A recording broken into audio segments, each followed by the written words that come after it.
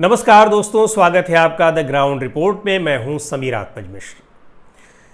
अग्निपथ योजना को लेकर के जो देशव्यापी विरोध प्रदर्शन हो रहे हैं वो लगातार जारी हैं। प्रदर्शन कम होने का नाम नहीं ले रहे हैं।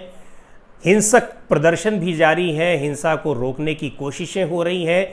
हजारों छात्रों पर FIR दर्ज की गई है, बहुत सारे लोगों को गिरफ्तार भी किया गया है। रेलवे विभाग ने 300 से ज़्यादा ट्रेनें कैंसिल की हैं। लगातार उनको समझाने की, प्रदर्शनकारियों को समझाने की भी ये कोशिश हो रही है कि वो अग्निपथ योजना को समझें, लेकिन विरोध प्रदर्शन किसी भी तरीके से कम होने का, रुकने का नाम नहीं ले रहे हैं। दूसरी ओर सरकार ने भी ये स्पष्ट कर दिया है कि आयु सीमा में 2 साल की ढील ज़रूर दे दी गई। तमाम पैरामिलिट्री फोर्सेस में अग्निवीरों को 10% के आरक्षण देने की भी लगातार घोषणा की जा रही है। बहुत सारे दुकानदारों से, पान गुटखा बेचने वालों से ये कहलवाने की कोशिश की जा रही है कि ये बहुत अच्छी योजना है। बावजूद इसके सरकार अब ये भी कह रही है कि वो किसी भी कीमत पर इस योजना को लागू करके रहेगी। सेना के तीनों अंगों के प्रमुखों ने रविवार को एक प्रेस कॉन्फ्रेंस की और कहा कि अब जो सैनिकों की भर्ती होगी वो अब इसी प्रक्रिया के तहत होगी, कोई दूसरा जो भर्ती का रास्ता नहीं अपनाया जाएगा। यानी जिस परंपरागत तरीके से पहले भर्तियां होती थीं वो नहीं होंगी। अब अग्निपथ योजना के जरिए अग्निवीर ही तैयार किए जाएंगे। 4 साल के लिए उनको नौकरी दी जाएगी, 4 साल के बाद उनको रिटायर कर दिया जाएगा। न उनको पेंशन मिलेगी और ना ही उस तरह की कोई सुविधाएं मिलेंगी जिस तरह से सैनिकों को रिटायर होने के बाद मिलती हैं। इसी बात को लेकर के पूरा ये विरोध प्रदर्शन हो रहा है। यहाँ एक बात और देखने में आ रही है और ये आशंका जताई जा रही है कि अब जब सरकार ने इस तरीके से एक ज़िद्दी रवैया अख्तियार कर लिया है कि किसी भी कीमत पर इसको वापस नहीं लिया जाएगा, तो प्रदर्शनकारियों का ये कहना है कि ये प्रदर्शन और तेज़ होगा। ऐसी आशंका जताई जा रही है कि सरकार के इस कदम के बाद ये प्रदर्शन रुकने की बजाय और तेज हो सकते हैं। चूँकि ये जो विरोध प्रदर्शन हो रहे हैं ये किसी भी संगठन की ओर से इनका आह्वान नहीं किया गया है, न इसमें कोई छात्र संगठन इन्वॉल्व है, न कोई राजनीतिक संगठन इन्वॉल्व है।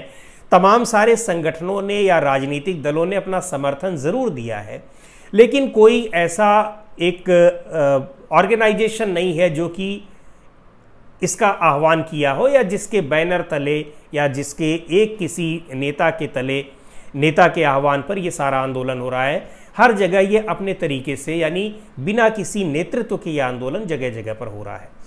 प्रशासन के सामने भी एक बहुत बड़ी दिक्कत ये है कि अगर वो सभी को समझाना चाहे तो आखिर वो वार्ता किसके साथ करे, क्योंकि अगर कोई संगठन होता तो उसके कुछ नेता होते, उनको बुला करके उनके साथ वार्ता की जा सकती थी। अब प्रशासन को ये लग रहा है कि जो इन परीक्षाओं की तैयारी कराने वाले जो कोचिंग संस्थान थे, कहीं वो लोग तो इस आंदोलन को भड़काने के पीछे नहीं है। कोचिंग संस्थानों के ऊपर नज़र रखी जा रही है। पटना में तो डीएम ने कह दिया कि उनको इस पर संदेह है और वो इस बात की जांच करा रहे हैं कि कोचिंग संस्थानों की इन आंदोलनों को भड़काने में क्या भूमिका है।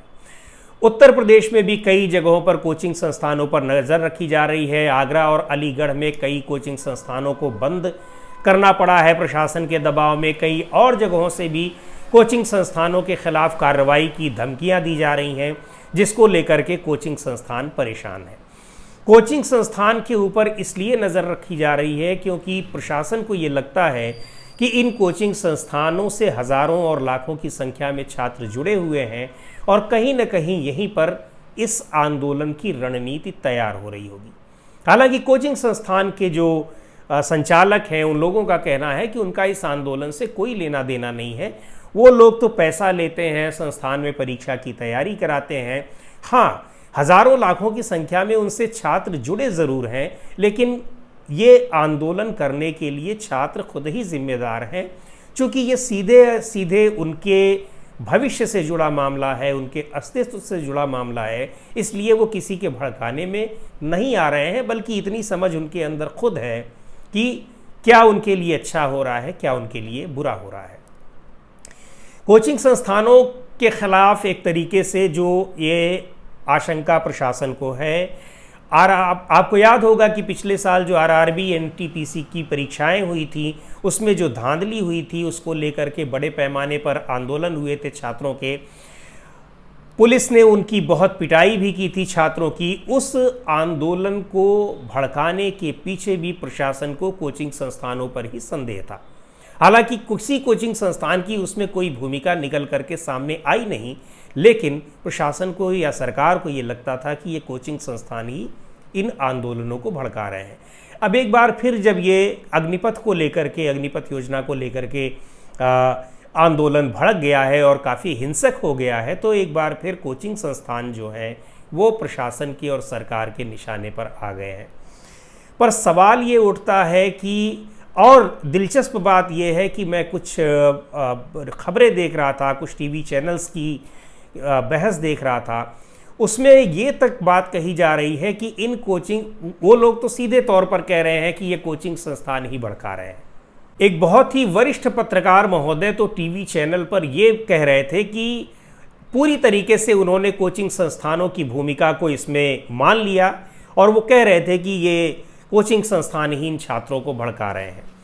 उनका तो यहाँ तक कहना था कि कोचिंग संस्थानों को तो इन छात्रों को बैठा करके, बुला करके समझाना चाहिए कि अग्निपथ योजना के ज़रिए जो अग्निवीर निकाले जाएंगे, अग्निवीर पैदा किए जाएंगे, वो सरकार की कितनी बढ़िया योजना है। ये कोचिंग संस्थानों को बताना चाहिए छात्रों को, ऐसा उन एंकर महोदय का कहना था। पर मुझको ये लगता है कि कोचिंग संस्थानों की ना तो ये भूमिका होनी चाहिए कि वो छात्रों को भड़काएं कि वो आंदोलन करें, और न ही ये भूमिका होनी चाहिए कि वो छात्रों को ये बताएं कि सरकार जो अग्निपथ योजना लेकर के आ रही है, आप उसको बिना कुछ सोचे समझे स्वीकार कर लीजिए, क्योंकि वो आपके फ़ायदे में है। जो छात्र 17 से लेकर के 23 साल की उम्र तक के हैं, 17.5 से 23 साल की उम्र तक, उनको भी ये पता है कि क्या उनके फ़ायदे के लिए है, क्या उनके नुकसान के लिए। अपना फ़ायदा और नुकसान जब वो खुद देख रहे हैं, तो उसको वो कैसे पाएंगे? अगर उनसे कोई फ़ायदे की चीज़ छीनी जा रही है, तो उसके खिलाफ वो किस तरीके से आंदोलन करेंगे? अहिंसक तरीके से, शांतिपूर्ण तरीके से उनको करना चाहिए। इस बात को भी हम लगातार कह रहे हैं, लेकिन इसके लिए वो आंदोलन ना करें, ये कोई अच्छी बात नहीं है। अगर उन छात्रों को लग रहा है कि ये वो योजना उनके हित में नहीं है, देश हित में नहीं है, उनके सेना के हित में नहीं है, तो इसके खिलाफ उनको बिल्कुल मुखरता के साथ आगे आना चाहिए, आंदोलन करना चाहिए, बिल्कुल आना चाहिए। ये बार बार कह रहा हूँ, लेकिन उसी तरीके से ये भी मैं बार बार कह रहा हूँ कि किसी भी तरह से आंदोलन को हिंसक स्वरूप नहीं देना चाहिए। शांतिपूर्ण तरीके से अगर आप आंदोलन करेंगे तो आपकी बात भी सुनी जाएगी, और आपको जो दूसरे लोग हैं, जो आम लोग हैं, उनकी सिंपैथी भी, उनकी सहानुभूति भी आपको मिलेगी। तो इस वीडियो में इतना ही। द ग्राउंड रिपोर्ट के यूट्यूब चैनल को आपने अब तक सब्सक्राइब ना किया हो तो ज़रूर कर लें।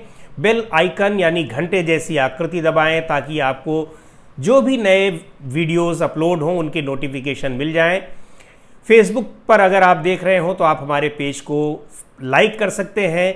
इंस्टाग्राम पर आप हमें फॉलो कर सकते हैं, और द ग्राउंड रिपोर्ट का ट्विटर हैंडल है @ground report। इसको भी आप फॉलो कर सकते हैं।